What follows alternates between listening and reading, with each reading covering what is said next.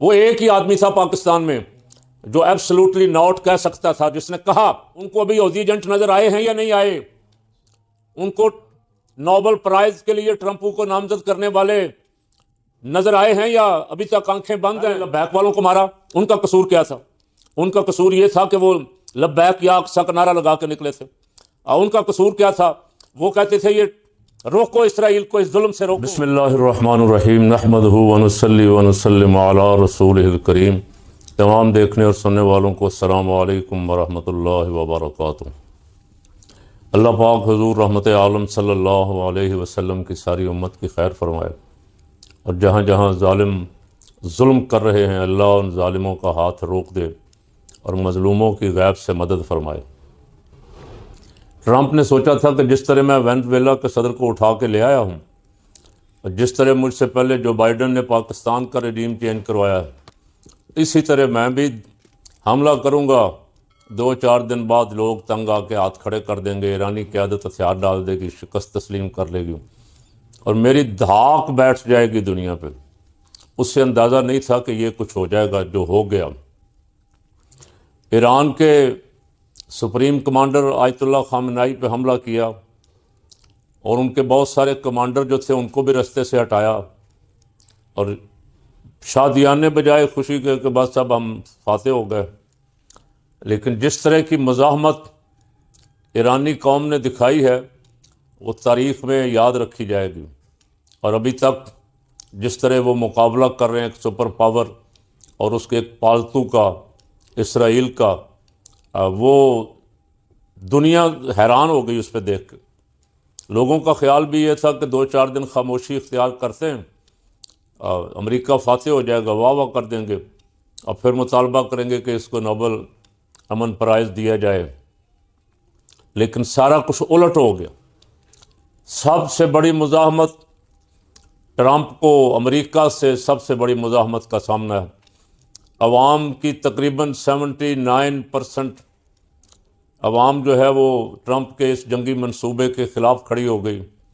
جتنے سروے ہو رہے ہیں ان سب میں آ رہا ہے کہ عوام جنگ سے نفرت کرتی ہے، عوام اس جنگ کو امریکہ کی جنگ نہیں سمجھتی۔ ٹرمپ اپنے لامحدود اختیارات کا ناجائز فائدہ اٹھاتے ہوئے اس نے اقوام متحدہ کو تباہ کیا، اس نے تمام عالمی قوانین کو تہس نہس کیا، اور 2 مہینے تیاری کرتے کرتے دھمکیاں دیتے دیتے بالآخر اس نے ایران پہ چپ کر کے بیٹھے ہوئے ایران پہ حملہ کر دیا، اور کہا یہ کہ اگر میں حملہ نہ کرتا تو ایران حملہ کر دیتا۔ تو آپ کو مثال دکھائیں کہ ایران نے کب آپ پہ حملہ کیا؟ پچھلی دفعہ بھی جب آپ نے حملہ کیا تو اس نے جواب دیا، جب اسرائیل نے اس پہ حملہ کیا تو اس نے جواب دیا، لیکن آپ کو روکنے والا کوئی نہیں۔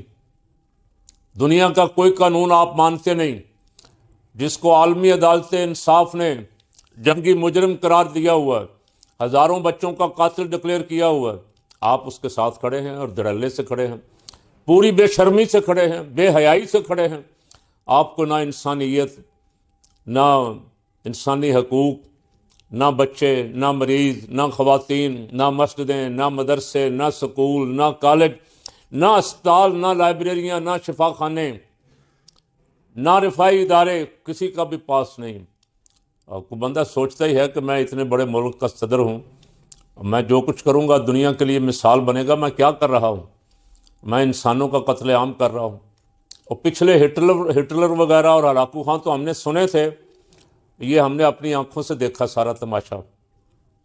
رجیم چینج کرنے کے لیے اس نے جو کچھ کیا وہ میں پہلے عرض کر چکا ہوں، لیکن عوام اپنے لیڈر کے ساتھ کھڑی ہو گئی۔ ٹرمپو نے سمجھا تھا کہ شاید اسی طرح جس طرح میں نے وینزویلا کے صدر کو اٹھا لیا ہے، جب میں ایران کے سربراہ کو رستے سے ہٹاؤں گا تو عوام میرے ساتھ کھڑی ہو جائے گی۔ ایسے ہی جیسے پاکستان میں ایک بے ضمیر جرنل سائفر لے کے اس نے رجیم چینج کروا دیا، اور دو میں لاتے ہوئے کہا میں سائیں میں غلام ہوں آپ کا، آپ جو حکم فرمائیں گے، جس کو آپ کہیں گے ہم اس کو لے آئیں گے۔ وہ ایک ہی آدمی تھا پاکستان میں جو ایبسلوٹلی ناٹ کہہ سکتا تھا، جس نے کہا، اور اب پتہ لگا کہ اس کو کس کام کی سزا دی جا رہی۔ اور جو منہ پھاڑ پھاڑ کے اسے یہودی ایجنٹ کہتے تھے وہ اب کہاں ہیں؟ ان کو ابھی یہودی ایجنٹ نظر آئے ہیں یا نہیں آئے؟ ان کو نوبل پرائز کے لیے ٹرمپ کو نامزد کرنے والے نظر آئے ہیں یا ابھی تک آنکھیں بند ہیں؟ پوچھا کسی نے بلاول سے پوچھا اس دن جس دن صدر کا خطاب تھا پارلیمنٹ سے، پوچھا کہ آپ کیا کہتے ہیں، ابھی بھی آپ ٹرمپ کو نوبل پرائز دینا چاہتے ہیں؟ شرمناک خاموشی کے ساتھ وہ گزر گیا۔ وہ صافی سوال کرتا رہا، یہ آپ دیکھ لیں۔ سر کیا کہتے ہیں؟ امریکہ کا نام نہیں لیا جا رہا، مذمت کریں گے؟ السلام علیکم۔ ٹرمپ کے نوبل انعام کے آپ بھی حامی ہیں؟ اب بھی ٹرمپ کے نوبل انعام کے حامی؟ بلاول صاحب اب بھی ٹرمپ کے بلاول صاحب اب بھی ٹرمپ کے نوبل انعام کے حامی ہیں؟ آپ چلتے جائیے۔ صافی بار بار پوچھتا رہا کہ جناب اب آپ کیا کہتے ہیں؟ زبان گونگی۔ یہ ہوتے ہیں ایجنٹ، یہ ہوتے ہیں ٹاؤٹ، جو ابھی تک کچھ امید پہ ہیں کہ جب یہاں اب دوبارہ رجیم چینج ہوگا، اور ہوگا بہت قریب ہے، تو شاید میرا نمبر لگ جائے۔ دوسری کنیز جو ہے وہ پیچھے آ رہی تھی، اس سے بھی صافی نے پوچھا کہ شہباز شریف نے نوبل پرائز کے لیے ٹرمپ کو نامزد کیا ہے، اب آپ کیا کہتی ہیں؟ تو اس کی زبان بھی خاموش تھی، زبان نہیں ہلتی۔ جب اپنوں میں بیٹھے ہوتے ہیں تو بڑی لمبی لمبی چھوڑتے ہیں، بڑی دور کی کوڑیاں لاتے ہیں۔ وہاں محترمہ کی زبان نہیں ہل رہی تھی، اور صرف اتنا کہا کہ شہباز شریف جو کر رہے ہیں وہ صحیح کر رہے۔ میڈم یہ اب بھی کیا ڈونلڈ ٹرمپ حقدار ہیں نوبل انعام کے؟ شہباز صاحب کی حکومت اب بھی اس حوالے سے اسٹیٹمنٹ کرے گی، آگے بڑھے گی کہ دینا چاہیے نوبل انعام؟ شہباز صاحب جو پاکستان کے لیے کر رہے ہیں اچھا کر رہے ہیں۔ اچھا، اور دوسرا یہ کہ وقت میں سروائیو کرنا کسی ملک کا میرا خیال ہے کہ بہت اچھا کر رہے ہیں۔ یعنی یہ اب بھی ٹرمپ کے ساتھ ہیں۔ 1000-1500 سے زیادہ آدمی اب تک جاں بحق ہو چکا، ایران میں شہید ہو چکا، 168 بچیاں چھوٹی چھوٹی۔ نہ مریم کی زبان کھلی، نہ مریم کے پاپا کی زبان کھلی، نہ مریم کے چاچا کی زبان کھلی، نہ بلاول کی زبان کھلی، نہ زرداری کی زبان کھلی، نہ آصفہ کی زبان کھلی، نہ بختاور کی زبان کھلی، اور باقی بھی سب تماشائی ہیں۔ ابھی اس امید میں ہیں کہ 1-2 دنوں میں ایران کو شکست ہو جائے گی۔ اسحاق ڈار صاحب نے کہا جی ہم کسی طرف بھی نہیں ہیں، ہم نیوٹرل ہیں۔ اور نیوٹرل وہ کہا کرتا تھا، قیدی نمبر 804 جب باہر تھا تو وہ کہتا تھا نیوٹرل حیوان ہوتے ہیں، انسان نہیں ہوتے۔ انسان تو ظاہر ہے کسی نہ کسی طرف ہے۔ اب آپ دیکھ لیں پوری امت مسلمہ ساری ایک طرف ہے، عرب کے لوگ ہوں یا عجم کے لوگ ہوں، پاکستان کے ہوں، بنگلہ دیش کے ہوں، انڈیا کے ہوں، جہاں جہاں بھی کو ہے، ان سے حلفاً ہاتھ رکھواؤ قرآن پہ، وہ کہیں گے ہم ایران کے ساتھ ہیں۔ امریکہ کے ظلم بربریت، اسرائیل کے ظلم و بربریت کے خلاف ہیں۔ منافق نہیں بولیں گے، منافق کہیں گے ہم کسی طرف نہیں ہیں، یا کہیں گے ہم امریکہ کے ساتھ ہیں، یا کہیں گے ہم کسی طرف نہیں۔ منافقتوں کا پردہ بھی چاک ہو گیا۔ ہم سمجھتے تھے یہ مسلمان بادشاہ بڑی مقدس گائے ہیں، یہ بڑے پہنچے ہوئے لوگ ہیں، یہ عربی بولتے ہیں۔ اب پتہ چلا کہ یہ امریکہ کے ٹاؤٹ بیٹھے ہوئے تھے، بڑے بڑے بٹھائے اسی لیے گئے تھے۔ اسرائیل کو گریٹر اسرائیل بنانا تھا، تحفظ دینا تھا۔ CIA کے بڑے بڑے اڈے دبئی میں، ابوظہبی میں، شارجہ میں، العین میں، قطر میں، کویت میں، سعودیہ میں، بحرین میں، مسلمان ملکوں میں اڈے بڑے بڑے CIA کے، اور وہاں بیٹھ کے مسلمانوں کے خلاف سازشیں ہو رہی ہیں۔ 2-2.5 سال ہو گئے، مار مار کے بچوں کا برا حشر کر دیا، کوئی 100,000 کے قریب شہید کر دیے۔ یہ بے ضمیر نہیں بولے، یہ مقدس گائے اپنے جبے کبے سنبھال کے لوگوں پہ پریشر ڈال کے کہ ہم بڑے پہنچے ہوئے۔ ان کو دنیا چاہیے، مال دنیا چاہیے۔ انہوں نے ملک کو فحاشی کا اڈا بنا دیا، اور بنا رہے ہیں۔ ایک ریس لگی ہوئی ہے کہ ہم دبئی سے آگے نکل جائیں، وہ کہتے ہیں ہم ان سے آگے نکل جائیں، وہ کہتے ہیں ہم ان سے آگے نکل جائیں۔ پیسہ آئے، دنیا آئے، وزٹر آئیں، سیاحت ہمارے ہاں بڑے، پیسہ ڈالر آئیں، سارے بے نقاب کر دیے ایران نے۔ آپ کہتے ہیں کہ ہمارے اوپر حملہ کیوں کر رہے ہو، وہ کہتا ہے میں تمہارے اوپر تو کر ہی نہیں رہا، اور اس کا ثبوت یہ ہے اب تک ایک مسلمان بھی الحمدللہ ایران کے حملوں سے قتل نہیں ہوا۔ اب وہ حملہ کر رہا ہے امریکنوں پہ، امریکی اڈوں پہ، سی آئی اے کے ایجنٹوں پہ، اور یہودی ظاہر ہے سازش نہ کرے تو پھر یہودی کون کہے گا؟ یہ اپنے نبیوں کے خلاف سازشیں کرتے رہے۔ یقتلون النبیین بغیر الحق، جنہوں نے ناحق پیغمبروں کو قتل کیا۔ موسیٰ علیہ السلام کو کہا آپ جائیں اور آپ کا رب جائے، ہم نہیں جاتے، ہم بیٹھ کے تماشا دیکھیں گے۔ وہ یہودی سازش نہ کرے، یہ ہو نہیں سکتا۔ اب سازش کیا کی؟ ترکی پہ میزائل مارا، سعودیہ پہ میزائل مارا کہ یہ سمجھا جائے گا کہ ایران نے مارا ہے اور یہ آپس میں لڑیں۔ کوشش وہ کر رہا ہے کافی دنوں سے، لیکن اللہ کا شکر ہے ایران نے بھی اور عرب ملکوں نے بھی سمجھداری کا ثبوت دیا۔ اب پکڑے گئے، جب انکوائری ہوئی، تحقیق ہوئی تو پتہ چلا کہ ترکی پہ جو میزائل مارا ہے وہ میزائل اسرائیلی تھا، وہ ایرانی نہیں تھا۔ سعودیہ پہ جو میزائل مارے ہیں وہ اسرائیلی تھے۔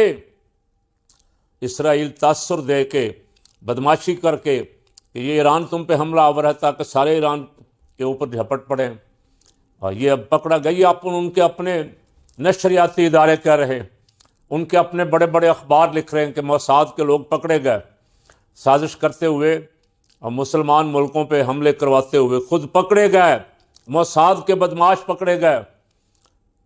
ایک ملک ہے یار، اکیلا ہے، اس کے ساتھ کوئی دوسرا ملک نہیں۔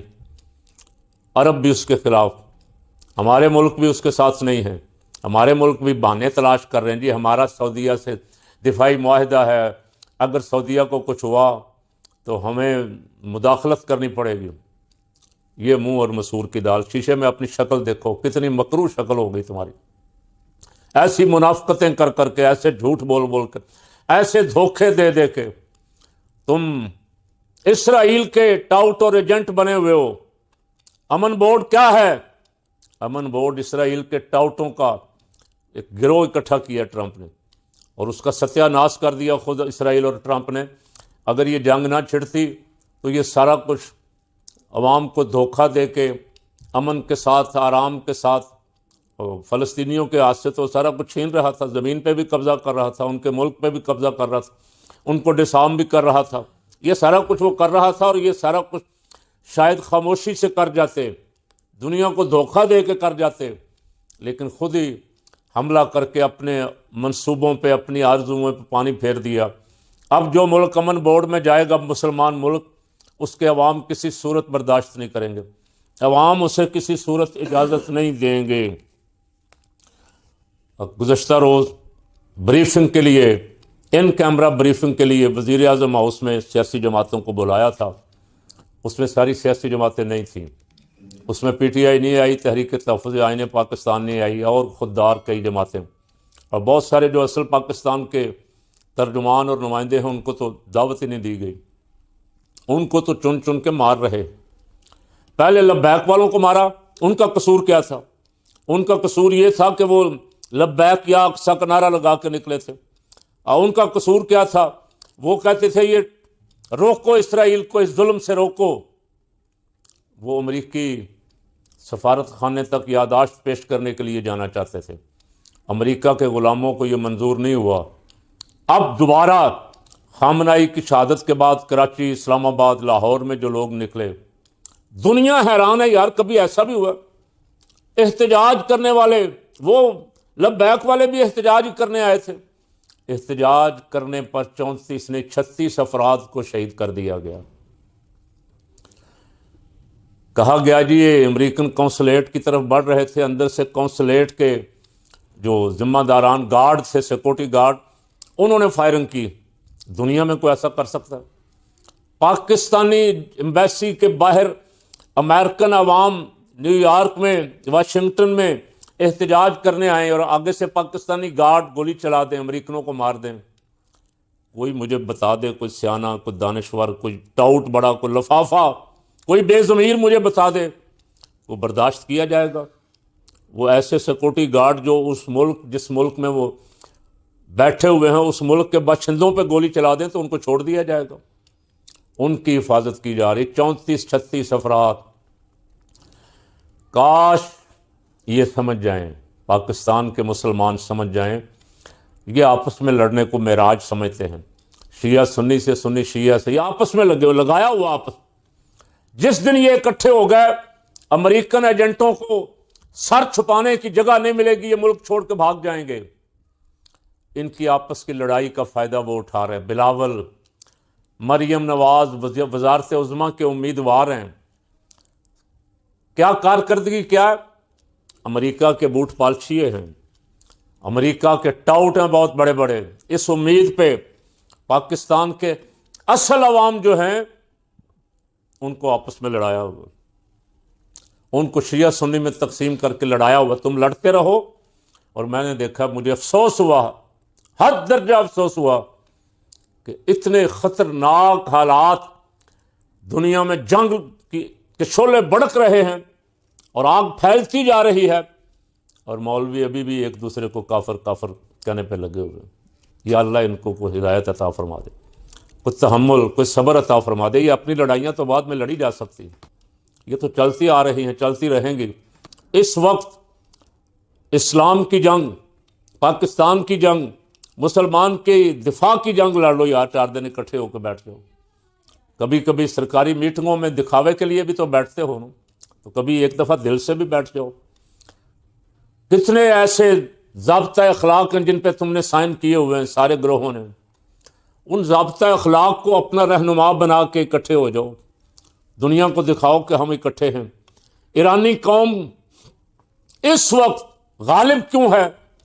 इसलिए कि उन्होंने मुत्तहद होकर, पूरी कौम ने जो जुलूस निकाल रहे थे हुकूमत के खिलाफ, वो भी इकट्ठे हो गए। उन्होंने कहा ये तो हमारे मुल्क पे हमला हो रहा है, ये तो हमारी क़यादत पे हमला हो रहा है। तो सारे मिल के इकट्ठे हो गए। और ट्रंप अमेरिका में रुसवा हो रहा है। कभी किसी ने सोचा था कि सुपर पावर का सदर जिसे अभी आए हुए साल हुआ है, उसके जाने की बातें शुरू हो गई।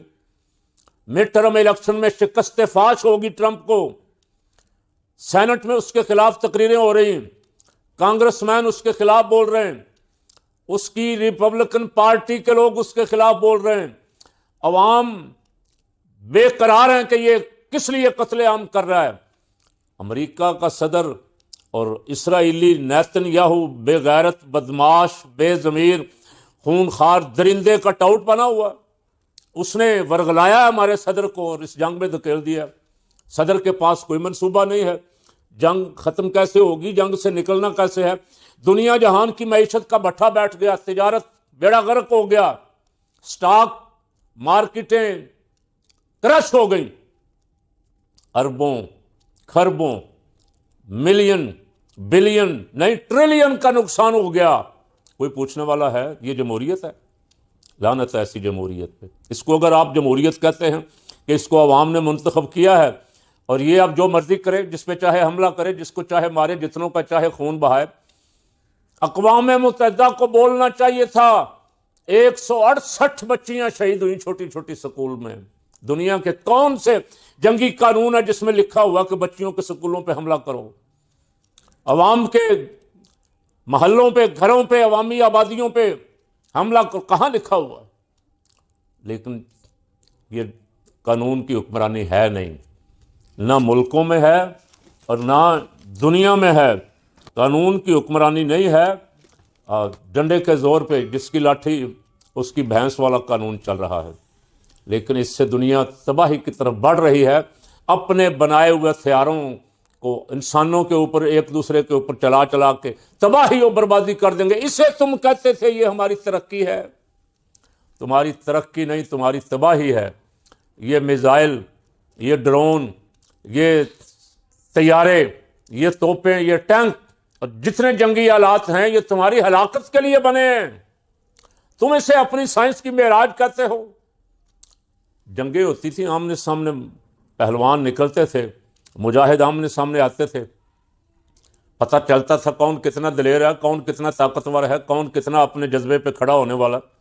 बदर वाले दिन मुजाहिदों ने 313 ने 1000 के मुकाबले में खड़े होकर दिखाया ना।